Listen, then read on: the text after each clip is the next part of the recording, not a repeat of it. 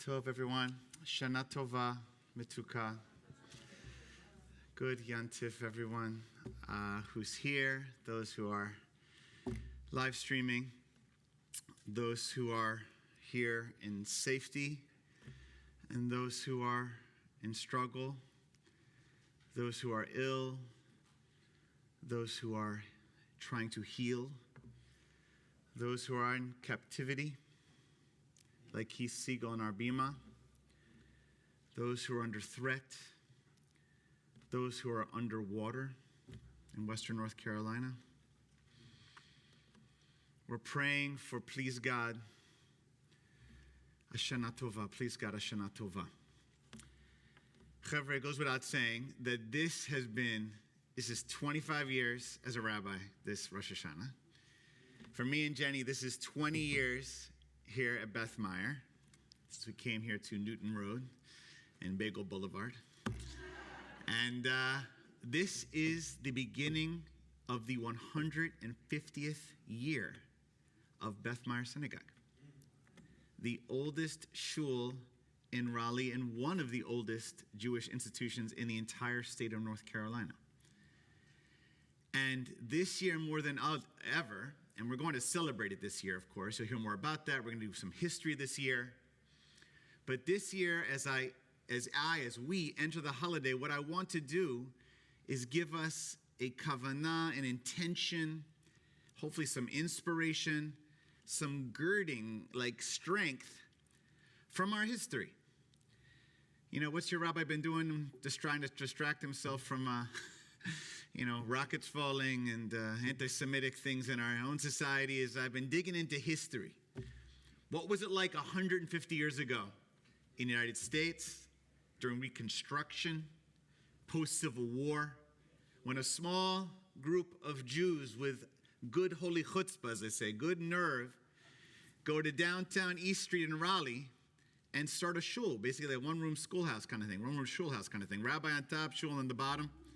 Is in East Street, and then moved post-World War II to West Johnson Street, near Broughton High School, many of you know, down there. And then 40 years ago, had the vision, the chazon, to move up here to, quote-unquote, North Raleigh, that's now called Midtown, okay? But it was North Raleigh back then. And I want to go and say in this time, because this year, the number one, if you asked me, like, what's the number one question I and Jenny have received this year, number one, by far, mostly by children. Rabbi, I don't know if I should wear my Jewish star outside of my shirt or blouse. Number one question by far. Am I still a good Jew if I feel uncomfortable putting that out in front? Very painful question. Very painful question to even be asked. So I'm going to talk more tomorrow about practicalities of what I think, some ideas from our tradition, what we might do, what we've done in difficult times before. But I want to frame tonight, based on the 150th, on kind of a little taste of Jewish tradition, Jewish history. The Talmud tells us what North Carolina history 150 years ago, in its wisdom, might teach us, and what a super tzaddik, a super righteous person here at Beth Meyer taught us too. So let's start with the Talmud. The Talmud has a famous debate. Many of you have probably heard it before. It's between Rabbi Akiva, one of the greatest rabbis of all time, Rabbi Tarfon, not chopped liver, okay, and the rest of the sages. They're hanging out in the land of Israel in Lod, called Lida.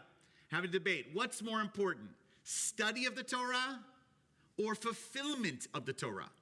Studying ideas and concepts of a halakha, of Jewish law, of the Torah teaches, its stories, or fulfillment of its actions, what it tells us to do.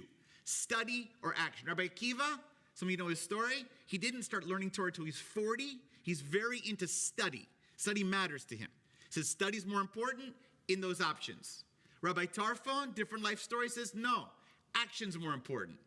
Typical Jewish way, a Solomonic compromise. The sages come forward and say a famous line, what's more important? Study, because it leads to action.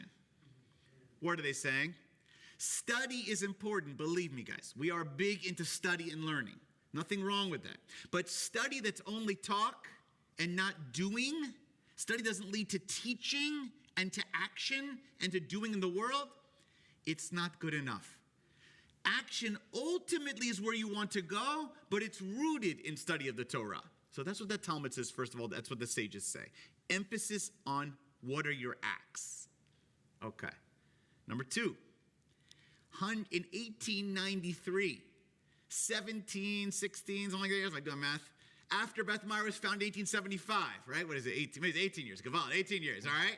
We were one of the last states in America at that time to actually get and establish a state motto. For those that grew up in North Carolina schools, hopefully you know that motto. I am the adopted North Carolinian, okay? It's I went and looked, I've seen it when I've had the blessing to speak at the state legislature. It's big in the seal. Who knows it? Esse quam videri, which means to be and not to seem. And when you Google in there, where'd that come from? Cicero, ancient Greek teacher, whatever. It's called On Friendship. He gets into it. What's a true friend, bottom line? Is someone who doesn't pretend to be something, a person who actually is what they are. It's not talking about being some virtue, it's being the virtue. So what's North Carolina about? What I love about that statement is it's not enough to talk a big game. It's show me. Don't tell me. Okay? And the last one here I want to bring up, and I really know this is close to the heart of some people on our show here, but not everyone, sadly, knew this person as well because he's been gone for a while. May rest in peace, is Daniel Satisky. Daniel Satisky and Alice, may they rest in peace, Alema Shalom, we are honored to have their names on our education building. Daniel, not only with Alice, of course, were great entrepreneurs and business people in downtown Raleigh. I'm going to speak by Daniel for a moment. And I had the privilege of getting to know him my first years I was here. In fact, Burton, who's related, introduced me to Daniel very early as who was kind of sadly beginning to go down in his energy. But he was a mentor, a father and grandfather figure, a astute business person, a leader in the Jewish community, extremely proud, an athlete. And he was past president of the shul, and probably most famously, he was the treasurer of the shul. When I arrived, he finally stepped down after 50 years. Talk about, a jail time, all right? 50 years as treasurer, where he was famous for doing the budget at a board meeting on a napkin. This is how it was done back. This is stories. And according to tradition and legend, or I would say legend, according to what I've been told, at the end of the month, if the shul couldn't pay its bills, he just took from his own personal bank account and paid the rest for 50 years. Daniel and Alice were never blessed with children, but they had a great love of children and Jewish education and care and concern for children in need. And so that's why they gave in their generous giving to the shul, often focused on not only in the shul, but the JCC and the Y, for example, was focused on children and youth. An enormous figure in this community that I want to bring forward. Now, he is actually memorialized, believe it or not, on the Downtown Y's website, because Daniel and Alice were so active in the Y, but also because they gave generously to the Y, and really it was an important part of their lives, really socially and athletically. And he had two amazing quotes that are along this line that you can go check on the Y website. I love that they've kept it for us here, okay? What did he say? I'd rather see a sermon than hear one any day.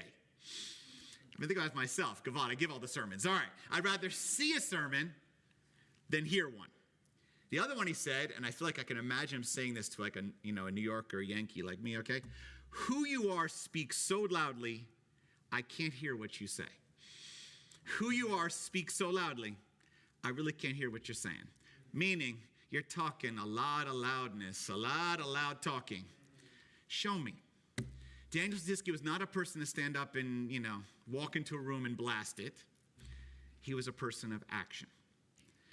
We know that in this past year, I'm proud to say, and this year to come, it's not going to be enough to think about or to feel or to talk. Although all those things are important, we don't deny the importance of study, of discussion, and emotions and feeling validated. It's critically important. But what we know from North Carolina history motto, we know from the Talmud, and what we know from our great tzaddikim like Daniel Satisky, is ultimately it's about action. It's not just about what you think. It's about what you do. It's not even about what you say. It's about what you show into the world. And this year, we've been tested about action. It's been risky to take action. I'm proud to say that in a very difficult environment, our shul has not backed down one iota from fulfilling our mission of Jewish life, community, tradition, study, and learning. That's been action. And come tomorrow, I'll suggest some other possibilities of what we might do to be committed to action. But what I leave with you here tonight on this night of Rosh Hashanah, the new year, amidst all this difficulty and challenge we face, where children are afraid to wear a Magen David, in that space where there are people like our own daughter, who we were texting just yesterday, in a bomb shelter while Iran's bombs are coming down. In this time of challenge, where the Asheville Reform Temple and Conservative Shul are closed essentially on Rosh Hashanah due to the floods. In this time of great challenge and acrimony in our own election cycle and what's happening amongst candidates who openly talk about anti-Semitic language in this very difficult time, it is upon us to look back to our history, gain strength from the power beyond us, and remember, there are people who we can stand on their shoulders who acted in the past towards justice, towards love, towards proud Jewish lives, and we can do it too. May we in this year to come have the courage of our ancestors, the courage of our tradition, the courage of our state motto to act in ways that would make them proud. Shana Tova Umetuka, a sweet and please God, better New Year.